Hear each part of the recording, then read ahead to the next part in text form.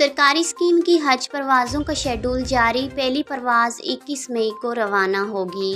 وزارت مذہبی امور نے سرکاری اسکیم کی حج پروازوں کا شیڈول جاری کر دیا ہے۔ پہلی پرواز 21 مئی کو روانہ ہوگی۔ عازمین حج کو شیڈول کے مطابق حاجی کیمپ آنے کا کہا گیا ہے، جہاں وہ ویکسین لگوانے کے علاوہ ضروری ادویات کی پیکنگ کروا سکتے ہیں۔ ترجمان مذہبی امور کے مطابق تمام متعلقہ معلومات ویب سائٹ اور SMS کے ذریعے عازمین حج کے ساتھ شیئر کی جا رہی ہیں۔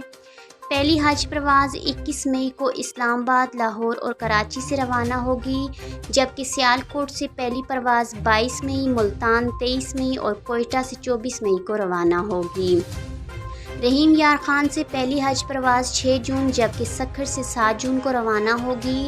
وزارت مذہبی امور کے مطابق آخری حج پروازیں 20 جون کو روانہ ہو جائیں گی۔ حاجی کیمپوں میں گردن توڑ بخار، فلو اور پولیو کی حفاظتی ویکسین لگانے کا آغاز آج ہو گیا ہے۔ وزارت کے اشتراک سے NCOC نے حاجی کیمپوں میں مفت کورونا ویکسین کاؤنٹر قائم کر دیے ہیں۔ ترجمان کے مطابق پرواز سے 24 گھنٹے قبل پاسپورٹ، ٹکٹ، ویزا، شناختی لاکٹ وغیرہ حاجی کیمپوں سے فراہم کیے جائیں گے۔ حج کی ادائیگی کے بعد پروازوں کی واپسی کا سلسلہ 4 جولائی سے شروع ہو جائے گا۔